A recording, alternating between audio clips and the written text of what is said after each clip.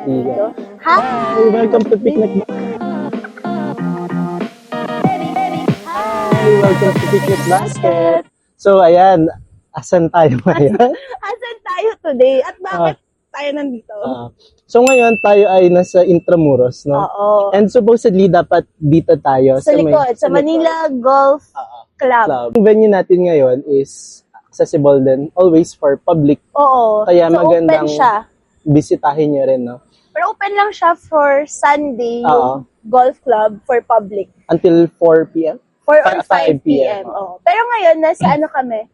Cafe Ruedas. Ruedas. Yeah. Ayan. So, Not sponsored. not pero sponsored, sana. pero nandito kami. So, ngayon, last time nasa Makati tayo. Oo. Tapos nag-Alabang tayo. Oo. Ngayon, nasa Manila.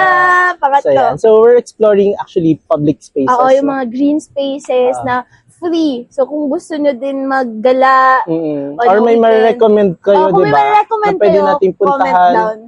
Comment Wag nila. naman yung malayo. Oo, wag naman yung Baguio. Pero gusto kung namin na. pwede kayo Sponsoran mag-Baguio. nyo kami. Anyway, Okay. ano yung pag-uusapan natin ngayon? Pag-uusapan natin ngayon is very interesting and timely. Hunger, appetite, saka cravings. KBs. So ngayon, may tanong ako sa'yo kasi since yun yung na-brought up mo na topic. Kapag ba ikaw, galing ka sa work, no? Siyempre, gutom ka, tapos may kumain ka. Pero minsan, para kasing bitin, na-experience mo ba yun? Yung bitin yung kain? Guilty ako sa ganyan. Lalo na kapag yung nagutuman talaga ako, yung parang gutom na ako, tapos nadali yung kain ko. So parang hindi ako nasasatisfy diba? agad dun sa meal ko na supposedly nabusog ka na, di ba? On a regular day, feeling na siya. Pero dahil nagutuman ka, you eat what's on the table pa, or maghahanap ka pa sa ref, or sa mga cabinet. Minsan kasi, for example, hindi mo trip yung ulam. Oo, or parang kulang, bitin. Kulang talaga, or kasi late ka na nga mo tira yung kakainin mo, diba? O kaya minsan naman sobrang sarap niya, parang bitin. Tapos, syempre, magtitira ka pa sa kapatid mo. Oo, kung hindi pa kumakain. Diba? So, magpipigil ka. Maghahanap ka ngayon sa ref ng mga kakainin mo. And ako din, ganyan din minsan. Kasi ako medyo sweet tooth talaga ako. Hello, same. Parang di sa akin enough minsan yung walang panghimagas. Uy, actually, parang ganyan ako. Routine na may dessert. Before, talagang minsan nga sabay pa talaga sa meal. Sa meal? Oo, yung may kanin, may ulam, plus may dessert ka pa. Or yung iba, yung mga ginagawa, nakikita ko to sa mga parents ko, yung may saging habang kumakain. Ganun ako. Ganun ka. Matanda na pala. Parents na rin pala. Just to balance out minsan yung maalat. Kung savory yung food, no, parang maganda din na may sweet taste. Pero yung iba kasi, di ba, talagang busog na sila, pero nakikrave pa rin talaga ng mga sweets. Oo, parang mindset na nila or routine na kasama to sa pagkain ko dapat. And it is important to identify that. Kasi minsan, part of your eating pattern, kasi that's how you eat growing up. Yes. Factor yun. Or minsan naman, talagang nagki-craving tayo. So, tamang-tama yan na-mention mo yung hunger, craving, tsaka appetite. Kasi mukhang magkakapare sila, pero may differences. May difference sila. No? So, muna, pag-usapan muna natin yung hunger. Ano ba yung hunger? Yung hunger, ito yung physical response ng katawan natin na kailangan na natin ng energy or mag-replenish na ng kinakain natin. So, parang ito yung routine talaga, no? Mayroon tayong 3 meals na kinakain. So, yung oras ng gutom natin, naka-align din doon sa regular eating pattern. Parang, in short, aside from routine nga, di ba? Connected siya sa body clock mo. Parang physiologically speaking, kailangan siya nung katawan mo. And important kasi napapakinggan natin yun. Kasi once we don't listen to our hunger cues, doon natitrigger yung iba't ibang eating pattern na mamaya pag-uusapan natin. Following that, yung ano ba to? Appetite. Ano yung appetite? Appetite naman, ito yung kung gaano kadami, yung kaya mong kainin. For example, gutom ka, pero yung appetite mo mababa or malakas. Or minsan, dahil mababa yung appetite mo, hindi ka rin nakakaramdam ng hunger. Parang hindi ka nagugutom. Di ba may mga taong gano'n na parang hindi sila nakakaramdam ng gutom. So, either kasi may sakit sila. Pwedeng may sakit. Or they are on medications that nasusuppress yung suppress their appetite. appetite. Oo, malaking ano yun. Di ba, uso nga ngayon yung medication na tirzepatide? Oo, diba, appetite suppressant yun diba? So, isa yun sa mga example that triggers appetite. Pero hindi na tayo magdidig deeper doon. Kasi pero deeper example yung lang topic nun. natin. Yung sunod is, ano ba yun? Cravings. Ayan. Yung cravings naman is yung parang may gusto kang specific na pagkain, specific na ito yung gusto kong kainin, pwedeng nakita mo siya, napanood mo siya, or talagang yun yung gusto mo lang kainin. So, ang cravings dito ay for food lang, hindi yung cravings for financial or bebe time. O kaya good governance. Cravings pa rin yun. Cravings yun, pero hindi yun. Yung cravings natin, pagkain. So, yung cravings, ano rin siya, minsan, yung iba, minamasama yung cravings. Oo, actually, para siyang kanin na laging nadedemonize. Parang pag nag-crave ka ng pagkain, automatically, it's bad. Pero actually, hindi, no? Totoo yan. Kasi, di ba, for example, yun nga, after meal, nag-crave ka, it's really up to us na makilala yung sarili natin para ma-identify natin kung gaano kadami or kung gaano kadalas din natin pagbibigyan yung cravings natin. So, ikaw ba, madalas ka bang nagkakaroon ng cravings sa pagkain? Cravings ko sa pagkain. Minsan kasi natitrigger lang siya ng mga napapanood ko. Mahilig kasi ang For You page ko, majority pagkain. Paano naman yung content din kasi natin? Pagkain. So, karamihan makikita mo cooking videos, o kaya mga food recommendations, tapos mga gusto mo ding itry. Ang problem is, minsan hindi siya accessible sa'yo or hindi mo agad siya mabibili or magagawa. So, eventually, kapag natapos na yung pag-scroll ko, wala na rin, ending na rin siya. Ending na rin.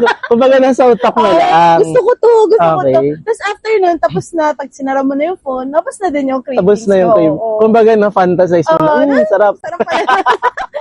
Okay. Dahil nakalimutan mo na. Sa panaginip na yun, next na siya, kumain ka. So ako naman, bihira ako magkaroon ng cravings. Pero pag nag-crave talaga ako, sobrang lala. I mean, di naman sobrang lala, pero gusto I make kainin. sure of it na talagang kakainin ko yon or bibilhin ko siya. So for example, ano ba yung mga cravings mo? Kasi ako, cravings ko, popcorn. Ako naman, samgyupsal. Samgyupsal? Kasi mahilig ako manood ng K-drama. Okay. So, gusto ko na napapantasize ko rin na shucks, ako to, anyong haseyo. Kumakain din ikaw ako. Si Jangyun. Si Jangyun luma. Alam, wala pa rin ako naisip. Puro kasi lalaking K-drama actor yung naisip ko. Pero yun nga, parang gusto ko din na inisip ko na sa Korea ako kumakain din ng samgyup. Pero naggugupit-gupit ka nung karne, di ba? Tapos nag-flip ka nung ano. So maganda, siya, kumbaga, yung cravings mo also triggers a fantasy, happy memory, ganun. Or a place of comfort. Longing na makapunta ng Korea. Okay. So, sponsor.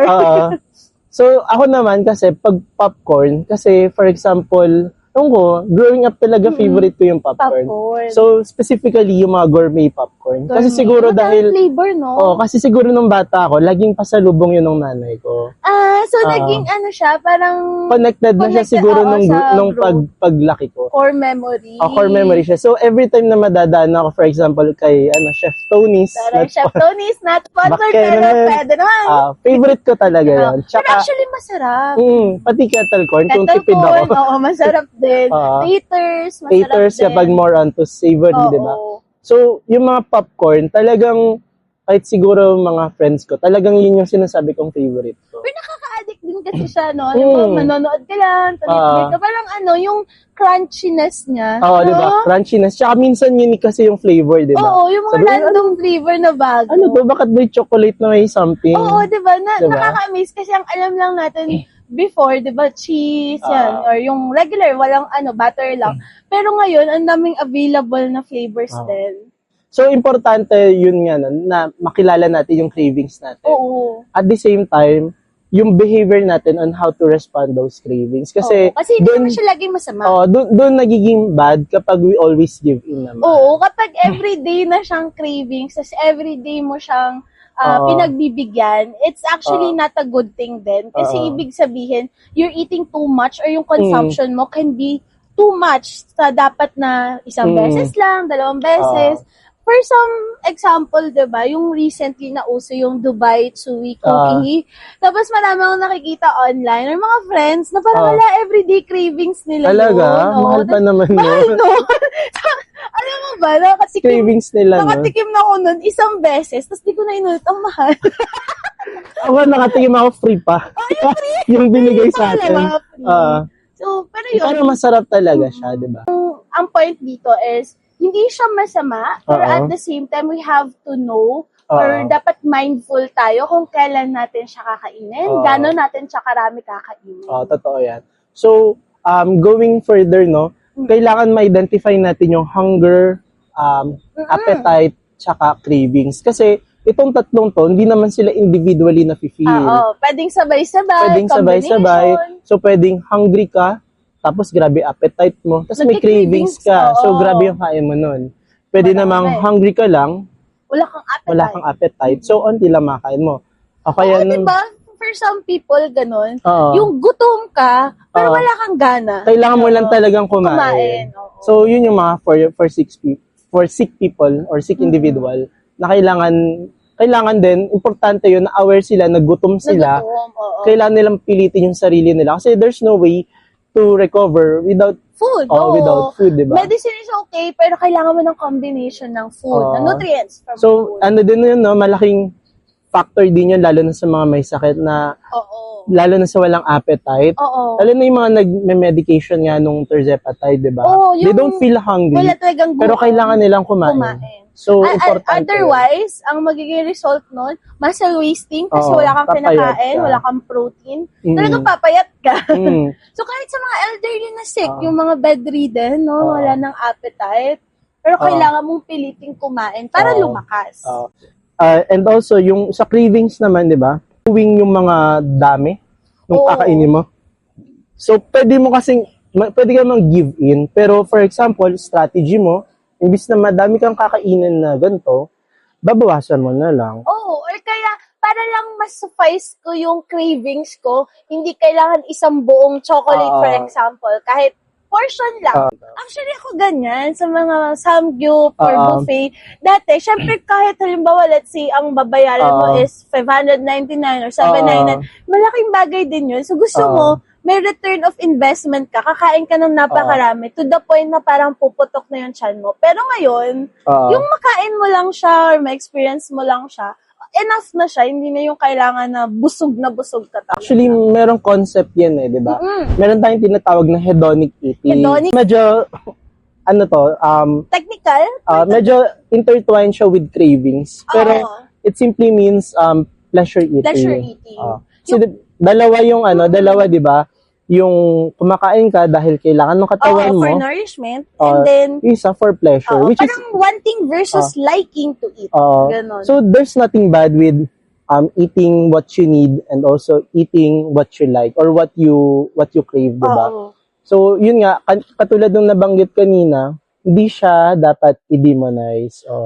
So, yung hedonic eating, anong way natin para mas maano yun? In short, is makilala. Para siyang pleasure eating. Yung hindi ka naman gutom, pero you wanted to eat, whether specific man siya sa anything or you want to eat lang talaga. Yung iba, di ba, parang ang hedonic eating nila is like on weekends, no? Parang naka-guess na nila or parang naging routine na nila na I will eat somewhere outside, no? Kasi most days naman ng linggo, sa bahay ako kumakain. So, parang ganon. Pero more on pleasure eating siya. So, nakikita kong tatlong events to, no? So, pwedeng dahil masarap yung pagkain talaga. Masarap yung food. Pwedeng dahil may celebration, social events, mga social events. So, yung mga social eating, mga hedonic eating yan. Kasi, yung mga handaan, diba? Hindi naman siya meant for nourishment. It's meant for enjoyment. Enjoyment.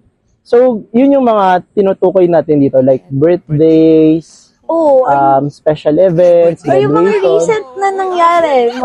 Father's Day, Mother's Day. Tsaka kasi tayong Filipino, di ba? Very centered tayo. Festive tayo. And every life milestone talaga, centered with food. Graduate ka. Kakain sa labas. May magkasakit. kakain, Oo. dadala mo ng pagkain. Ultimo, pag may namatay, Diba? may pagkain. Or kaya, pagkalibing, may Oo. pagkain, diba? Diba? Laging may food. And even kahit anong klaseng religion pa yan, Oo. and culture pa yan, Laging may pagkain. So, hindi natin kailangang i-frame na masama yung hedonic eating. Mm. But, siguro tignan din natin how frequent, no? Especially kung well-off yung family mo. Oo, or gaano ba kadalas? Baka naman kasi it's too much o naman, like no? every weekends ba may social events ka? Medyo ano yun, or hindi nga every weekends eh. Every day ba? Oo. Grabe, Baka no? naman, most of your meals na pala is Oo. kumakain ka sa labas, o kaya Oo. naman parang everyday na lang may birthday. Oo, birthday. Happy birthday. Invite mo naman kami. Ngayon, may Shanghai ba dyan? Oo, pasyara naman. Aside from that, meron din kasi mga trigger din, no? Internal tsaka external triggers, no? Unang-una doon, syempre, pag gutom tayo, o kaya naman, wala tayong energy, Oo. or busog, di ba? Yun yung mga Busog, internal triggers. Anong mga Kapag external naman, external na factor naman or trigger? o yung may nakita kas na ads, Oo, nadaanan mo. yun, yung kaka-TikTok mo, di ba? Oo, kaka-TikTok. External O trigger kaya siya. may nag-iihaw sa kanto. Nasa bus ka, O sa bus, yung tapos may masamang ugali na nagbukas ng yum burger. hamburger, tinutok Oh, sa aircon. external yun. External factor. Di ba? Gutom ka agad. So, pagbaba mo ng bus, maghahanap ka agad May ng Jollibee ba? ng Jollibee, Jollibee! ng burger. Ng burger. O kaya naman, pauwi ka, may nadaan na kang bakery. Oo, na lagi mong binibilhan. Before. Bili nga po ng ng kababayan. Kababayan. Ng pande, something. Pandesal. Oo. Sa hapon. Di ba? Ano ba pandesal? Oo, 24/7 na sila. Oo. Di ba? May mga cravings, nagiging ano siya, mga external, internal patterns yon Oo. kung bakit tayo, na-affect yung kinakain natin. So, meron din kasing reason kung bakit nangyayari yon, no? Merong mga science behind that. Unang-una, syempre, merong nakasanayan or habit na siya. Routine. Oo, like, no? for example, ako, pagising ko sa umaga, kape. Ikaw, hindi ka coffee person. Hindi ako Ikaw, coffee anong person. routine mo pag umaga? Ang routine ko sa umaga, basta may Milo. Milo girl ka. Oo. Di ba yung mga Okay. mga iba, like ikaw, kape ang Kape hinahanap. ako. Ako naman, ang hindi pwedeng mawala is, Milo. Pero although, hindi naman siya yung Required. Oo. Pag meron, hindi okay, mas better. Pag wala, okay lang din, water tayo today. Sa akin naman, ganun din naman. Hindi naman Oo. siya yung really required. Oo, yung kailangan Pero talaga. parang you feel better kasi pag nagkape ka. And, ano naman, tingin ko wala namang talagang deeper scientific reason Oo. for that Naging coffee. habit mo lang. Pero ano yun, even yung coffee, di ba? Kasi may mga taong sobrang agitated pag walang kape. Yung nagiging cranky kapag Oo. walang coffee or kaya nanginginig, masakit Oo. ulo, ganun. Pero I think parang it's part of the routine lang talaga siya. It starts your day, so Or you feel sometimes better. sa mga matatanda, pag hapon, alas 3, alas 4, matik, diba? Kape, kahit mainit, summer yun yung merienda. Oo. Tirik na tirik yung araw, pero ang hanap mo kape. Actually, karamihan ng mga patients ko na may diabetes, ang pinakatanong nila, pwede ba ako magkape? Actually, totoo. Kahit ako, Like lahat ine-negotiate nila, kaya nilang i-let go. yung ibang pagkain, basta may kape. Oo, sabi ko, pwede naman po, basta reduce lang naman yung sugar. Oo. Kaya kahit yung mga hypertensive, di ba? Oo. Yun yung unang tanong nila. Kape. Ilang beses pa ako pwede magkape or okay lang ba magkape? Ano ba yung mga habit events na parang habit events na nagtitrigger na kakain tayo? Cinema. Oo. Tapos automatic popcorn, Oo, di diba? ba? Parang hindi complete yung movie experience mo without popcorn, di ba? Unless naman sanay ka na hindi kayong kumakain talaga. Pero most of us, sanay na may popcorn kapag manonood. Kaya if you're driving, di ba? Drive-thru. Kahit long drive or short drive yan. Siguro, for example, na-traffic ka. Parang gusto ko kumain muna. O kaya drive-thru kung alam muna mo, tayo. Ganun. parang madedelay yung uwi mo, no? Oo. Might as well rest to eat. Or minsan, drive-thru. kinocompress kasi natin yung oras Yung natin sa schedule, kain. yung mga busy kapag papasok, no, na walang time mag-breakfast at home, so magda-drive-thru ng kape or ng Or breakfast almusal. or meal mo. O kaya Factor talaga yun. Ano pa ba? Tsaka pag nag-aaral. Aral, ikaw ba? Nag-aaral ka? Hindi naman na tayo nag-aaral ngayon. Pero before, nung board exam, talagang may technique akong ginagawa kung saan, Ayan, take note. sa mga nagre-review dyan, ginagawa ko, for example, may binabasa akong book. So, at a certain page, i-reward ko yung sarili ko ng favorite kong chocolate. So, kailangan matapos ko tong aralin para makain ko to. Kasi kapag hindi ko nakain yun, kumbaga isip-isipin ko siya. So, kailangan mabasa ko to. At some point, positive siya kasi... Positive reward system.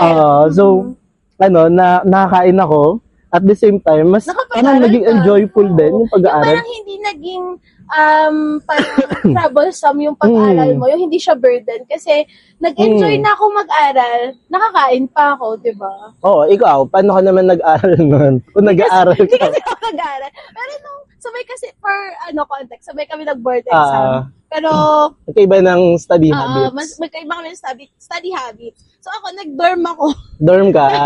Dahil sa kahirapan. Charot, wala kaming makain sa dorm. Talaga? Hindi. Kawawa ka naman. Wala kami masyadong food sa dorm. Hindi kami nag-stock up ng snacks. Or kapag may snacks naman, ako kasi pag nag-aaral, nadidistract ako pag may pagkain. Halimbawa, ngayon. Tapos may drink. Parang gusto kong unahin mo ng uminom. So, reward mo na? Ganun yung reward system ko. Reward first. Reward before muna. I do studying. Ganun. Pero pwede naman. Effective naman. Pumasa tayo di ba? So, it's really up to us naman on how to find balance, di ba? So, sa kanya, reward muna, tapos aral. Tapos tulog. Dahil na busog ka, busog na ako tulog. So, ako naman, papirapang mo ng sarili ko, tapos nun, may reward. So, it's really up to us. Kung ano yung mas mag-work sa'yo.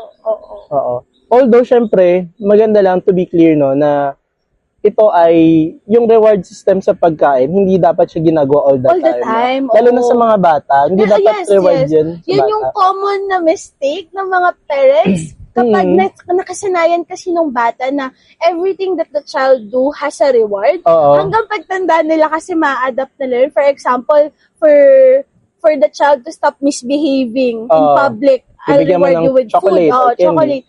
Medyo mali yun kasi doon napapasok yung discipline mo na dapat. Diba? Or halimbawa, para lang kumain yung child ng certain food, gulay. Bibigyan mo siya ng may reward. So, panghimagas. hindi ibig sabihin nun natuto yung bata kumain ng gulay. Rather, alam ko kasi na kapag kinain ko yan, may reward ako. Hindi niya na-feel na it's a good thing, no? Na para din sa akin to, ganun. So, parang nagiging negative na yun, yung reward system. Kapag lahat na lang ng bagay, or kahit sa adults, di ba, I'll try to work, pero kailangan may reward ako. Sobrang important na clarification yun. Kasi nga, di ba, yung sa childhood pa lang, importanteng doon nagsistart kasi yung eating patterns natin as adult, mas laking factor yung nagpe-play, yung eating patterns mo sa child. Yung routine mo, yung habit mo, di ba? Lahat. So, siya, no, talagang connected talaga, even as early as younger years. So, yun nga, maganda na clarify natin yun. Pero may mga, aside from the mga factors na yun, meron din kasi tayong mga tinatawag na external factors na wala sa control natin. Yung out of hand na natin. Siyempre yung mga kaya nating i-control, yung mga internal factors na kaya nating i-control, like yung pagkain mo on time, or yung amount na kinakain mo. Pero yung mga external factors. Meron tayong mga external factors na out of our control, like decision fatigue, di ba? Yes. For example, sobrang hectic na nung schedule mo. Busy person ka talaga. Busy person, or na-stuck ka pa sa traffic. So, ang mangyayari doon, instead of cooking or magluluto ka, whatever's available, or bibili ka na lang talaga sa fast food or karinderya. Or delivery. Kasi halimbawa, wala ka nang madadaanan, di ba? Close na. So, pagod you will rely. Kaya naman, for example, yung work schedule mo, panggabi talaga. So, wala ka na maabot ng bukas naman. Or yung mga nag-work from home, tas gabi. Syempre, ang pinaka-option mo na with the limited break time you have, deliver, di ba? Maganda nga pag-usapan natin pa talaga yung mga work from home. Kasi uso yan ngayon di ba? And sila kadalasan, yung nakikita ko may struggle on finding balance Oo, to their sa balance. meal. Especially, yung mga baligtad yung clock kaysa Body sa clock. atin. Oo. Oo. So, meron kasi, di bang, reason? Meron bang scientific reason regarding that? Yung baliktad yung body clock. Like, kulang sa tulog. Oo, actually, when we are sleep deprived, Oo. the more kasi na mas stimulate yung ating hunger hormones, which we Oo. call ghrelin. Oo. So, yung opposite naman nun is leptin, Leptin. yung parang satiety naman, Pagkabusog naman. pagkabusog. Pero kapag daw tayo Sleep ay madalas na sleep deprived, puyat, or talagang very little talaga yung tulog, mas madalas na gutom. Pansin mo yun, kapag puyat ka, parang mas gutom ka. Mas gutom ka, tapos hindi ka nabubusog. Oo, parang walang satiety. Totoo nga, no? So, importante yon.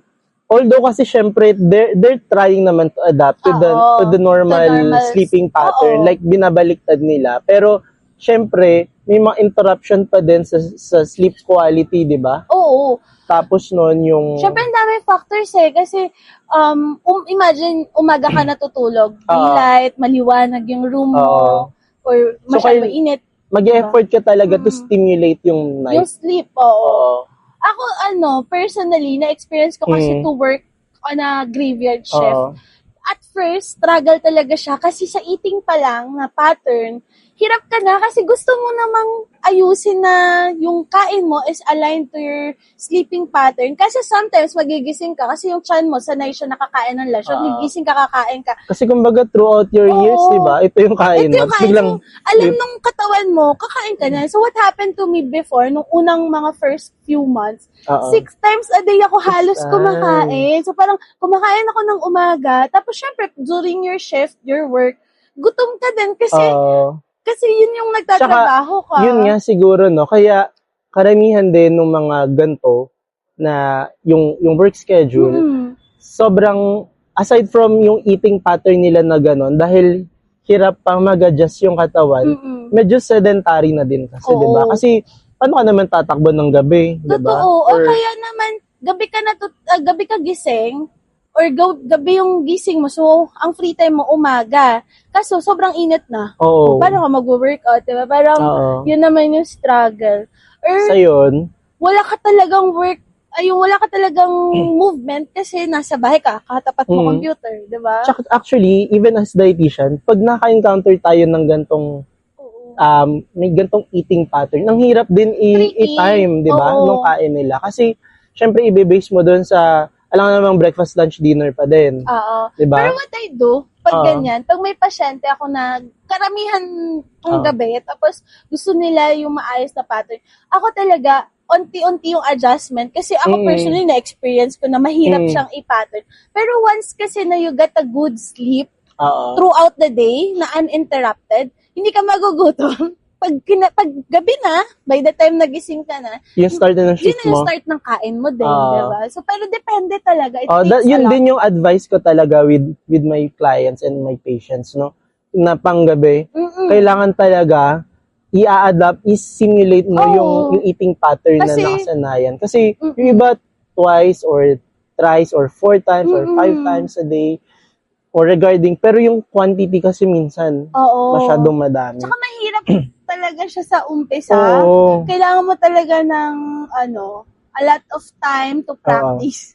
And also with that, going back dun sa sleep deprived ka or work or rest deprived ka, nag-crave ka lalo sa mga sweets, di ba? Oo, sweets. Ice creams, chocolates, or mga beverages na matatamis, for example, this. Pero hindi naman tayo sleep deprived. Pero yun, parang yun yung mga common cravings, no, kapag pagpuyat. So, meron ding, bukod doon sa mga external factors na yun, meron din namang, dahil sa pinagdaanan natin. So, dalawa naman kasi yung eating type, no? Hunger eating, tsaka emotional eating. Emotional or stress eating, yun. So, kapag hunger eating, ito nga yung gutom ka. Routine, yung katawan mo, gutom talaga. Kapag naman emotional eating, pwede namang may pinagdaanan ka. You correlate eating with an emotion. For example, malungkot ka or stress ka sa pag-aaral, di ba? Or sanay ka na kapag malungkot ka, anything that upsets you, ang emotional food support mo is ice cream or chocolate. Diba? So, malaking bagay na ma-identify natin yun. Kasi, for example, you find comfort with it. Mm-mm. 'Di ba? Kasi comforting naman talaga pag Oo. kumakain ka ng malamig na ice cream, Oo. tapos sobrang lungkot mo. Parang nakakatulong siya to boost Oo. your emotion. Pero at the same time, if it's not a regular thing, okay siya. Pero kapag halimbawa, parang nakadepend na yung mood mo with a certain food, totoo yan. that's something that's not good. No, hindi siya healthy for you. Mhm. Healthy for your support system, tsaka healthy para sa kinakain I mo. think, 'di ba, pag nagkakaroon na tayo ng emotional eating, kasi normal naman na parang we correlate food to something comfort. Yes, Like, oo. for example, may recent na pinagdaanan ka, syempre, kailangan mong kumain just to mellow down your feeling. Oo. Pero yun nga, once na kailangan mong nakadepende ka na doon sa kinakain mo, baka mas kailangan mo ng other interventions, like you need other people. Oo, to other talk to. people na makakausap mo, Oo. support group. Kasi ibig sabihin nun, you're eating Nakadepend away ka your na, sadness oo. di ba? Mm-mm. So, hindi mo nalalabas talaga. Hindi ka talaga your coping Yung very mechanism mo na, Oo. yun na yung nakadepend ka. Actually, meron ako naging, talk niyan in a government agency. Tapos may mga several questions ako nun. If tingin mo, yung pagkain is like your friend, the specific food is parang yun na yung, okay Kaibigan lang mo. naman, bibigay sa'yo ng comfort. Pero kapag yun na yung naisip mo, friend mo na siya, o kaya mawawala lang yung sadness ko or inis ko Pag yun na yun. nakain ko na yun, it's something na hindi healthy. Kasi marami pang ways na pwede mong i-channel yon, like talking to someone, Exercise. having exercise, or kaya may mga other activities ka or hobbies, di O ba? kaya pwede mo siyang i-express through arts, Oo. through other Channel self-expression. talaga na pwede mong Oo, gawin. na talagang healing. Kasi kung food alone lang yung channel natin Oo, to hindi cope, siya maganda. dapat madaming ways talaga. Oo. Like, Kasi doon reaching other nagsisimula, people, finding kapag puro support. pagkain lang, doon nagsisimula na nagbe-binge eat ka na, overeating na, gano'n. Yung parang hindi na, too much na siya. So anything that's too much, kahit pa tingin mo it helps you kapag kumakain ka nun, it's something na you have to look for an alternative pa rin talaga. Totoo, diba? So, going back dun sa mga topic na yon, 'di ba? Ang daming concepts na may mga internal, external, mood, tsaka emotions, ano pa ba? Cravings, appetite. So, knowing that, may mga ways ba? For example, galing ka sa mga from poor, hindi naman sinabing poor. Kumbaga, galing ka, nag-struggle ka, and you want to improve your relationships to food. Tingin mo ba may mga ways like motivation ba? Enough ba yun?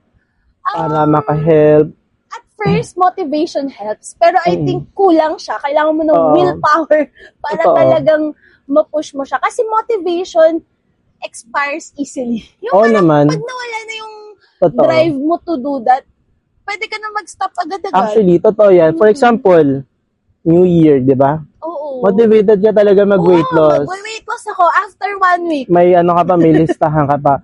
Pero, importante rin na may system tayong dina-develop Yes, habang mataas yung motivation natin. Kasi, pag nawala yung motivation mo, pero may system ka, you will still stick to it.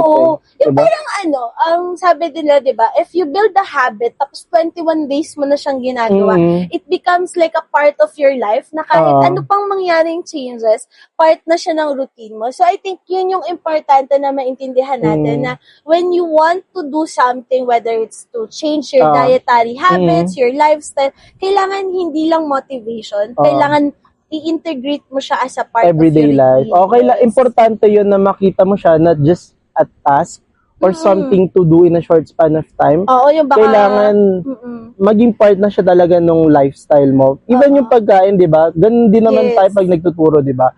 Yung diet na to, not necessarily for a very short time, very short span of time. Sustainable mo siya. Tuloy-tuloy na siya. So, ganun naman, importante naman yun. Kasi once na nahinto yun, pwedeng bumalik if ever may sakit ka. Kung may sakit ka, baka mag-worsen pa. Or yung weight mo, halimbawa, kung gusto ang target mo mag-lose ng weight, baka dumoble pa. Sa Filipino kasi, we have 2 times sa isang taon, di ba, na Oo. gusto natin magpapayat. Una is January. Oo, January. January. Pangalawa kapag magbabakasyon na. Summer. Summer. Yung tinatawag na summer body. Meron pa sa iba sa corporate, Ano kaya? pag magpapa-APE. Ay, oo, pag mag-APE na, Yeah, medyo- January or Feb. Yung month before, hindi mo na sila magsasamgyup. Walang samgyup, walang mamantika. Walang mamantika. Tas Para after clear mo, lahat. Para walang maintenance. Mga pasaway. Actually, 3 pala. So, 2 special event, tapos isang, Requirement. requirement ka. Isang requirement ng corporate. Oo. So, kapag ganun, syempre, maganda yung framing din or yung perspective ng tao, may iba din nila. Mas-switch mo. Mas-switch mo. So, from wanting to, for example, you want to lose weight, ano ba dapat? Instead na mag-lose weight ka, siguro ang mindset mo dapat i-shift mo na I want to live healthier. Oo, totoo Diba? yan. I want to lose weight because I want to be healthier. Actually, I can attest to that kasi nung di pa ako nag-start mag-gym, ang mindset ko talaga, gusto ko mag-lose ng weight. Pero habang magaling din kasi yung coach ko talaga, so supportive siya. Yun, pina-frame niya rin sa akin na kailangan, it is for your health. Kasi kung for physique lang or ang for dali lang kasi nun pag na-achieve mo, ibig patama rin sabihin tapos na. Oo, di ba? Pero nung ginawa ko mantra na it's for my health, nagawa ko siya, tuloy-tuloy na siya. Diba? Parang part of my routine na siya. So, hindi na siya sa akin parang feeling na forced. Like, sasabihin pa ng iba, ang sipag mo naman. Pero for me, it's like part of my everyday. My everyday life. Sorry. Start ako mag-gym kasi, wala mo bakit? Bakit? Hindi lang basta mag-lose ng weight. Kasi ang goal ko noon, pupunta akong Eras tour. Diba? Ang outfit ko pa. Actually, Tapos, pag yun na yung motivation mo, after Eras tour, after concert, what else? What's gonna happen? Yun din yung sinasabi ko. For example, may mga magpapakonsult. Tapos, dahil lang gusto nilang, dapat nakaabot ako sa ganito para sa gala. Diba? Which is wrong kasi time-based yung goal mo. Pag nag-expire, di wala na. Yung motivation mo, wala na din. Pero ako, what I did doon, free-name ko siya kasi gusto kong maging stronger yung legs ko naman for my health din. Para lang hindi ako mahirapan with plantar fasciitis. So, mas yun yung niya. Naging sustainable na naging siya. sustainable. Regular mo na siyang ginagawa na workout for that. Diba? So, meron tayong mga examples din, no? Yun nga, nabanggit na natin yung sustainable, no? Paano nga ba natin, for example, di ba, mahilig sa sweets, paano natin mas magiging i-frame na mas sustainable yun? So, instead na everyday mo siyang kainin, pwede mo namang schedule na 2 to 3 times lang in a week. Diba? O, for starters, ganun. O kaya halimbawa, hirap ka pang bawasan yung frequency. Pwede naman yung portion size. Bawasan mo muna instead of full bar. Diba? Tsaka, yung maganda, imbis na yung mindset mo, no sugar, limit sugar na lang. Low sugar. Low sugar.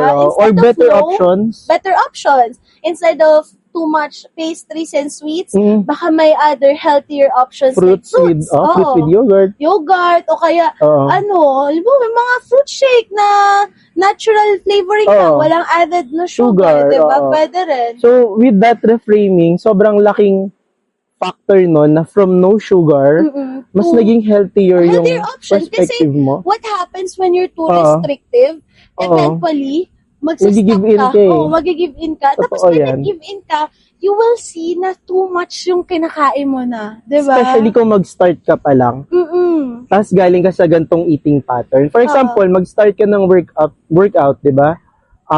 Ang goal mo agad 2 hours running. Hindi dapat ganun. Dapat start baby small. steps talaga. Kung ano mo na yung kaya ng katawan mo. And of course, give credit to yourself. You're starting something new. So, hindi lagi kang perfect na kaya ko yung... Hindi talaga natin goal yung perfection. Ang goal natin is yung magawa mo siya, be present dun sa activity and yung magagawa mo siya, even in the long run. Kasi kapag, every 2 hours ka lagi tumatakbo, tapos nasa mindset mo, shucks, mapapagod na naman ako, tatakbo ko. It gets tiring. Diba? Tsaka what really matters talaga is yung showing up. So, for example, throughout the day, hindi naman perfect attendance ang kailangan mo. Diba? Katulad nga dun ng previously pinag-usapan natin, at least you show up to that certain times. And, diba?